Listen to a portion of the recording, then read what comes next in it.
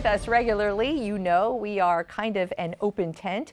We like to make sure that all South Florida voices and perspectives have a seat at this table. In this case, we're standing. That includes the youngest among us who are often most affected by the news and the issues of the week. And so today we have 4 people, all from Broward's Young Republicans, and we're going to get to that in a second, why we've invited you here. But David, Megan, Garrett, and Adaeze are here with us today to talk about, I just told them that we're kind of like the dinner party talking about issues of the day. And it's really important today to point out that you all are in a party, the youngest members of a party that's a super majority in this state, but not in Broward, where you're from. Democratic, Broward is the most democratic of all Florida counties. And so let's start, Adaeze, let's start with you. We'll go a little like around the table there. You're in a county where you kind of the minority party, yet watching all of these bills be passed. Do you feel like, give me the perspective of a Broward Republican, young Broward Republican. Yeah, so to your point, Glenna, yes, Broward is pretty heavily Democrat. Our voices definitely aren't the majority, but I really do feel a sense of encouragement when I see the legislations that's happening at the state level. I do think that our governor does have our best interests at heart, and I think that, we're really interested in really spreading our message and just showing kind of like the positives, the good, components of conservative values and how they can help all Floridians, including those here in Broward. You've practiced this speech before, have you not? All right, Garrett, so you heard what we were talking about with the senator and the rep, yes, right? We did. Yes. Okay, so right now permitless carry, Garrett, is on the way to the governor. Everyone presumes he's going to be signing it. You heard the arguments for and against. Yes. Are you for it because of your party? I'm just sort of taking that leap of faith. That's a great question. I welcome it. Thank you very much for asking me that.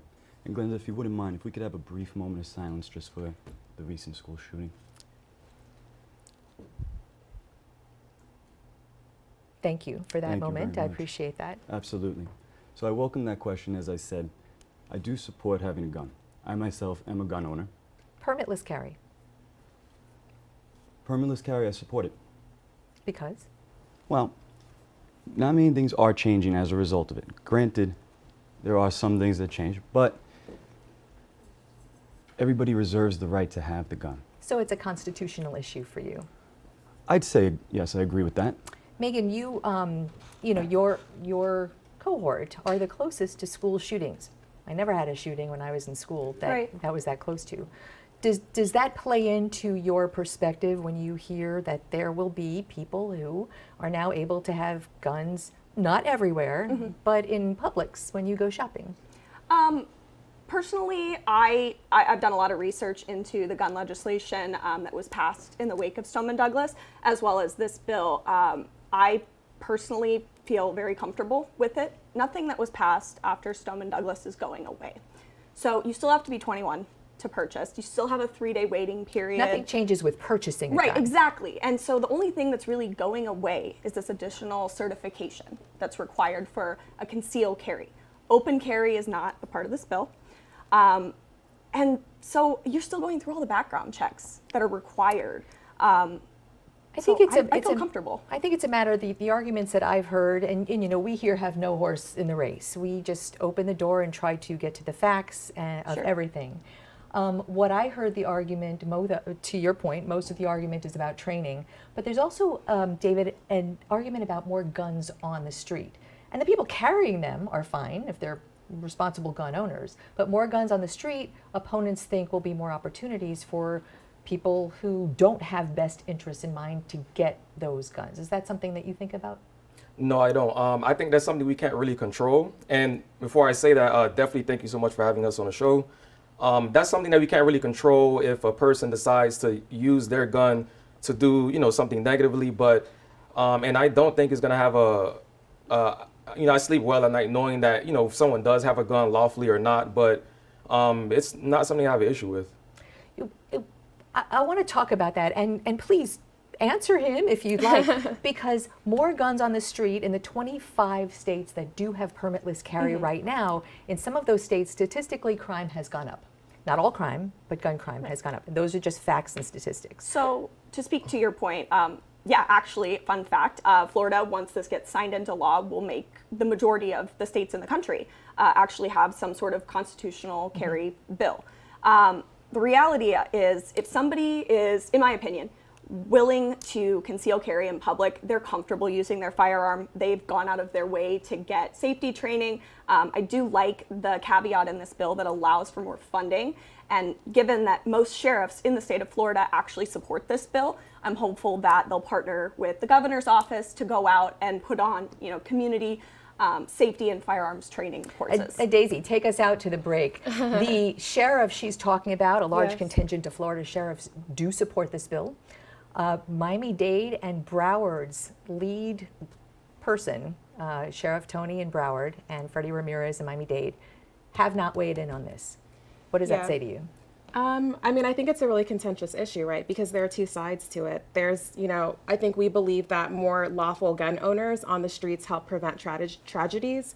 But there is, the risk of more unlawful guns on the street and that increasing violence. I definitely do. I actually am a gun owner as well. I'm part of an amazing, phenomenal group called A Girl and a Gun. And literally all of us, we're there at least once a month, feeling comfortable using our gun, learning how to holster it, learning how to conceal it. None of us are going out with our guns unless we feel completely comfortable handling it. And I think that really is the case for most gun owners. And I think that I would feel more comfortable knowing that these people were out with guns to protect ourselves and protect our children. So You are a role model on that. All right, sit tight. We have a lot more to talk about. When we come back, got to take a quick break, so be right back. thank you.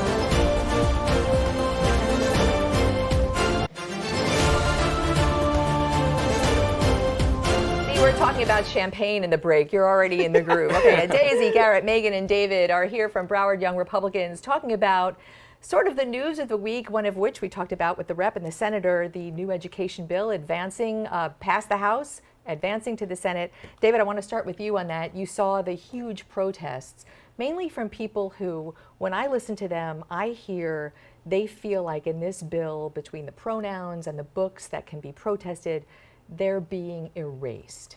How do you hear that? I definitely understand why they may feel that specific way, and they have a right to feel that way about it. But I believe when it comes to that topic in particular, I'm definitely still learning about it, and I feel like the person I definitely feel like the parents play a good role in that as well too, in terms of what the kid is, I guess, taught at school and things like that. But I'm sure my friend Megan over will be able to speak more on that than me, but that's my take on it. A good point that parents' rights really are at the center of this bill. Truthfully, I'm sure you all, like I, know children who might not have such involved parents. Sure. But weigh in, Megan, Yeah, if you would. my hope with this is that it will prompt more parents to get involved, because you're right. I think my entire generation is where it sort of ended, with parents being really involved. The way it is, kindergarten to third grade, realistically, I just don't think sexuality in general should be discussed. Well, there was no curriculum. I think there were certain books in the library that people had issues with, but as far as the first bill last year, the Parents' Rights Bill said no curriculum in K to 3 about sex and gender identity. There actually was none in the state to begin with. Good to know. So maybe that was a preemptive strike, but at that point it's not. But at K to 8 there certainly is. And that's what this bill addresses. Sure. I actually did not do school. I'm from Nebraska, so I did not go to school in Florida. I know Adaeze did, and she had a really good Yeah, I did. And so I didn't know that there wasn't currently sex education happening in K through to 3, but I know that when I was a student, I went to Broward County Public Schools, that it was first introduced in 3rd grade. And before it was even presented to any child, you had to go home with a form to your parents, and they'd sign if you were able to receive that. They'd pull you out of class, and you'd go into a special room to discuss that. And it was completely just focused on puberty, during that time period. I think it's great. I think parents should be informed if their kids are learning about anything sexual in nature, and it should be age appropriate. As I said, in 3rd grade, it was just the changes that your body is going through and nothing else. And what did you think about that? Do you remember? Well, I remember that my mom opted for me not to do it. Oh, is that right? Actually, and she had the right to do that. And on her own, she educated me with some books that she'd received from the library. So Garrett, when we're all friends here, we can talk openly. Absolutely. What's your experience with sex education? Because I will tell you, I was a student, I am a parent. To me, sex education is science. A lot of people don't feel that way. What's your experience? Growing up for me, I come from Brooklyn. I went to a private school in Brooklyn. We were given sex education, health science class. Parents were very involved with knowing what was going on in that school. It was a small school. Now I'm a new father. And Glenna, I love my son. I want more than nothing to be very involved in his life. I want to have the opportunity to guide my son to the man that he wants to be, but as well as how are with you my going to do guidance. that? Have you Well, thought about it? Absolutely. My plan before everything within the world was taking place, you know, before I ever had a child, was to come with experience. Teach him off of my, not failures, but maybe mistakes in life, my couple of scrapes and bruises, and show him, hey, try things. It's okay to fail, but, you know, make your own person. And I respect you. I honor you for what you want to be.